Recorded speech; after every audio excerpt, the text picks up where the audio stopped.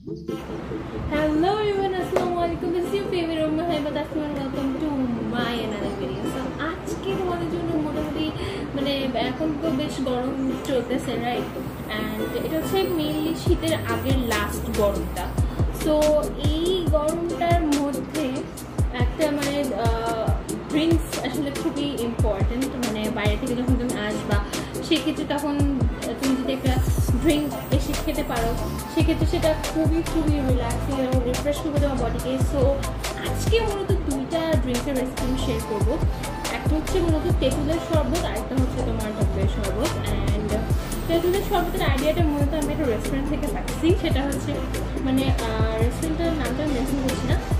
তো ওইখানে আমরা যখন গেছি তখন আমাদেরকে ওয়েলকাম ড্রিঙ্কস হিসেবে মূলত ওই শরবতটা সার্ভ করা হয়, শরবত বা জুস তুমি যেটাই বলো।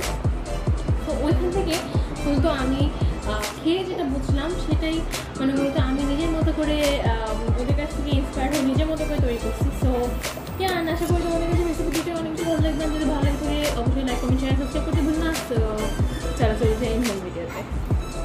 তো স্টার্ট অফ করছি, আমার ইনগ্রিডিয়েন্টসগুলো আমি এখন শো করে নিচ্ছি। তো প্রথমেই এখানে আছে ধনিয়া পাতা এবং তুলসী পাতা, কাঁচামরিচ, তেঁতুলেরটা আগে মেক করব কারণ তেঁতুলটা মেক করতে একটু টাইম লাগে। সো এই তো তেঁতুলে এখন একটু পানি দিয়ে হচ্ছে মূলত কচলে নিতে হবে এবং কচলে নিয়ে এটার থেকে পিচিগুলো আলাদা করে ফেলতে হবে।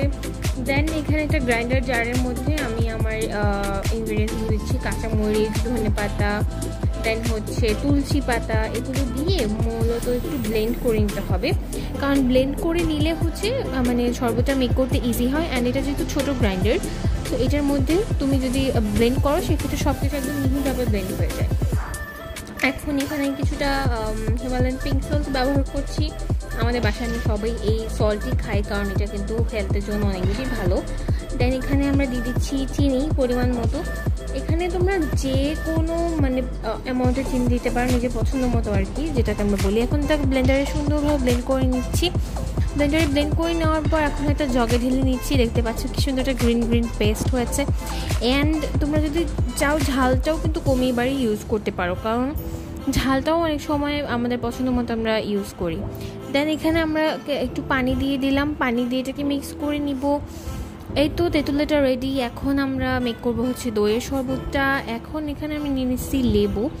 এই লেবুগুলো যে মানে কি ফ্লেভারফুল, একটু চেষ্টা করবা যখন দইয়ের কোনো শরবত মেক করতে সেটাকে হচ্ছে একটু মানে ফ্লেভারফুল লেবু দিয়ে ইউজ করার জন্যে। তো লেবুটাকে আমরা কেটে নিচ্ছি। লেবুটা কেটে নিয়ে দেন আমরা হচ্ছে এটাকে দইয়ের মধ্যে মিক্স করব। তো এখানে আমি ইউজ করছি আড়ংয়ের টক দইটা। এটা আর ফ্লেভারটা বা এটার কনসিস্টেন্সিটা আমার কাছে ভালো লাগে, আমি এটাকে ফেটে নিছি মূলত। দেন হচ্ছে এখানে আমরা লেবুর যে জুসটা সেটাকে ইউজ করব। লেবুটার জাস্ট মানে যে রসটা সেটাকে আমরা এখানে দিব। অ্যান্ড দেখতেই পাচ্ছ কি সুন্দর মানে জিনিসটা আমি ইউজ করতেছি, এত বেশি ফ্লেভারফুল লেবুটা মানে বলার বাইরে। দেন হচ্ছে আমরা এটাকে আবার একটা ব্লেন্ডারের জগে দিয়ে দিচ্ছি, কারণ এখানে আমরা একটু মানে ব্লেন্ড করে নিব জিনিসটাকে যাতে করে ভালোভাবে এটা মিক্স হয়ে যায়। দেন এখানে আমরা চিনি ব্যবহার করতেছি, এখানে ব্রাউন সুগার ইউজ করছি আমি। দেন এখানে হিমালয়ান পিঙ্ক সল্ট একটু দিয়ে দিলাম, প্রায় হাফ টিস্পুনের মতো। এটাকে আবার ব্লেন্ডারে ব্লেন্ড করে নিচ্ছি। দেন এখন এটাকে আমরা গ্লাসে ঢেলে সার্ভ করবো। অ্যান্ড এই তো আমার শরবত রেডি। অ্যান্ড মানে কি আর বলবো, আমার ঢালতে গিয়ে হচ্ছে লেবুটাই পড়ে গেল, মানে কি একটা অবস্থা দেখো। বাট যাই হোক, ওইটাকে ওয়েলকাম ড্রিঙ্কস হিসেবে তুমি যদি দাও সেক্ষেত্রে কিন্তু গেস্টরা অনেক বেশি মানে মানে কী বলবো, এটাকে একটা ইউনিক ড্রিঙ্ক বলা যায়। যাই হোক, এই তো রেডি হয়ে গেল। অ্যান্ড তেঁতুলেরটা ট্রাই না করলেও তুমি দইটা ট্রাই করো অবশ্যই। So I really hope that you all have enjoyed this video, and আমি আসলে এই রেসিপি তোমাদের জন্যই মূলত একটু তাড়াতাড়ি করে আপলোড করতেছি। অ্যান্ড আশা করি তোমাদের ভিডিওটা অনেক কিছু ভালো লেগেছে। সো আজকে আমাদের এখানে সবাই ভালো থেকে সুস্থ থেকো। আল্লাহ হাফেজ।